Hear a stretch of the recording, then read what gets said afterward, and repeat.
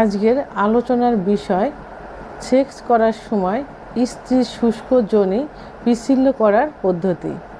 দেশের এবং প্রবাসের ভাই বোনদের প্রতি সালাম। আসসালামু আলাইকুম।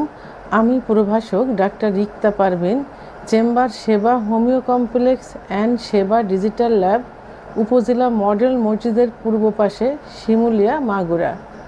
অনেক মেয়েদের প্রশ্ন, স্বামী বা পার্টনার যখন সেক্স করে তখন যোনিপথ শুষ্ক থাকে, ফলে অনেক ব্যথা অনুভব হয়, কষ্ট হয়। আবার অনেক ছেলেরা প্রশ্ন করেন, সেক্স করার সময় স্ত্রী বা পার্টনারের যোনিপথ শুষ্ক থাকলে অনেক কষ্ট হয় এবং ব্যথা অনুভব হয়, অর্থাৎ শুষ্ক যোনিপথে লিঙ্গ প্রবেশ করতে অত্যন্ত কষ্ট হয়। অনেক সময় দেখা যায় যে লিঙ্গের অগ্রভাগ ছুলে যায় এবং ফেটে যাওয়ার মতো হয়ে যায়। এই ক্ষেত্রে আমরা কি করতে পারি? তো বন্ধুরা, মেয়েদের সেক্স কিন্তু ছেলেদের তুলনায় অনেক বেশি, কিন্তু সেইটা লুকায়িত অবস্থায় থাকে। আর সেই লুকায়িত অবস্থার থেকে জাগ্রত করার দায়িত্ব কিন্তু ছেলেদের। অর্থাৎ মেয়েদের সহবাস করার সময় যে ফোরপ্লে করা হয়, তখন দেখা যায় যে 1 থেকে 16 মিনিট সময় লাগে তাদের সেক্স উত্তেজনা উঠাতে।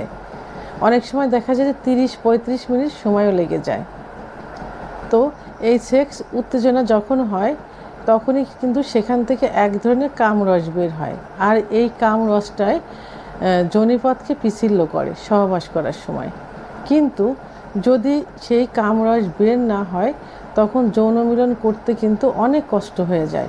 অর্থাৎ স্ত্রী ব্যথা পায়, যোনির ভিতরে লিঙ্গ প্রবেশ করতে চায় না, মনে হয় যে ভিতরে ওয়ালগুলো, যোনির পথের ওয়ালগুলো চিরে যাচ্ছে, ব্যথা অনুভব হয়, জ্বালা পোড়া করে। আবার অপরপক্ষে যে স্বামী বা পার্টনার থাকে তারও দেখা যায় যে যোনিপথে লিঙ্গ প্রবেশ করতে অনেক কষ্ট হচ্ছে, অর্থাৎ লিঙ্গের অগ্রভাগ অনেক সময় দেখা যায় যে ছুলে যায়, ফেটে যাওয়ার মতো হয়, রক্তপাতও হয়ে যায়।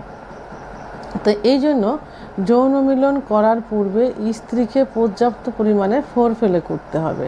অর্থাৎ স্ত্রীর যেসব জায়গা সেন্সিটিভ জায়গা আছে সেই জায়গাগুলোতে ফোরপ্লে করতে হবে। ফোরপ্লে করার পরেও যদি কামরাস বের না হয় তখন সহবাস করার সময় আপনি আপনার লিঙ্গে অথবা স্ত্রীর যোনিপথে অলিভ অয়েল অথবা নারিকেল তেল ব্যবহার করতে পারেন। অনেক সময় দেখা যায় যে অনেকে সরিষার তেল ব্যবহার করে, যে কারণে তারা কষ্ট অনুভব করে, কিন্তু আসলে বুঝতে পারে না। কারণ সরিষার তেল ব্যবহার করলে অনেক সময় জ্বালা পোড়া হয়, ভিতরে পুড়তে থাকে, অনেক সময় ব্যথা অনুভব হয়। আবার অনেকে দেখা যায় যে ভ্যাসলিন অথবা কৃত্রিম লুব্রিয়ানা ব্যবহার করে থাকে, এগুলো কিন্তু অত্যন্ত ক্ষতিকর। আপনি প্রয়োজনে আপনার স্ত্রী বা পার্টনারের যোনিপথের উপরে যে ক্লাইটোরিয়াস নামে একটা অংশ থাকে, অর্থাৎ বোতামের মতো খালি চোখে দেখা যায় না, সেই জায়গাটা হাত দিয়ে স্পর্শ করতে পারেন। বারবার হাত দিয়ে স্পর্শ করলে অনেক সময় দেখা যায় যে উত্তেজনা সৃষ্টি হয়। আবার এটাও করতে পারেন যে আপনার লিঙ্গ, যোনিপথ এবং ক্লাইটোরিয়াসে লাগাতারভাবে সঞ্চালন করতে পারেন। লাগাতার সঞ্চালনের কারণে অনেক সময় অর্গাজম হয়ে যায়। অর্গাজম হয়ে গেলে দেখা যায় সেখান থেকে যে কামরসটা বের হয় সেটাই যোনিপথকে পিচ্ছিল করে ফেলে। তো যদি এটাও সম্ভব না হয় তাহলে এই যে সঞ্চালন করার সময় আপনার লিঙ্গের দিয়ে এক ধরনের পিচ্ছিল রস বের হবে, এই রসটা দিয়েও আপনি আপনার স্ত্রীর যোনিপথ পিচ্ছিল করতে পারেন।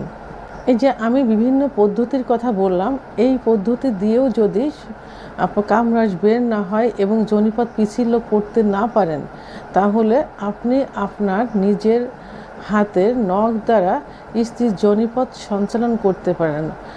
অবশ্যই সঞ্চালন করার পূর্বে নখ ভালো করে পরিষ্কার করতে হবে এবং নখে যে চারি থাকে সেটা কেটে ফেলতে হবে। তা না হলে দেখা যাবে যে যোনিপথের ওয়াল অনেক সময় ওয়ালে লেগে চোট লেগে অনেক সময় রক্তপাত হয়ে যেতে পারে এবং বড় ধরনের ইনফেকশন হতে পারে। তবে এই পদ্ধতিটা যদি আপনি সতর্কতা অবলম্বন করে করতে পারেন তাহলে অবশ্যই আপনার স্ত্রীর অর্গাজম হবে এবং অর্গাজম হলে যোনিপথ পিচ্ছিল হবে এবং সহবাস করে দুজনেই সুখ অনুভব করতে পারবেন।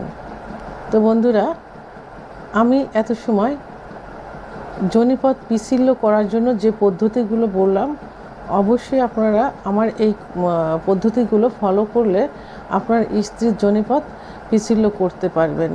এরপরেও যদি কোনোভাবে সমস্যার সমাধান না হয় তাহলে স্ত্রীর কে অবশ্যই একজন রেজিস্টারকৃত হোমিওপ্যাথি ডাক্তারের শরণাপন্ন করবেন এবং সেক্সুয়াল ভালো একটা ট্রিটমেন্ট নেবেন, তাহলে অবশ্যই এই সমস্যার সমাধান হয়ে যাবে। তো বন্ধুরা, আমার ভিডিওটি সম্পর্কে যদি কোনো মতামত থেকে থাকে তাহলে অবশ্যই কমেন্টসের মাধ্যমে জানাবেন।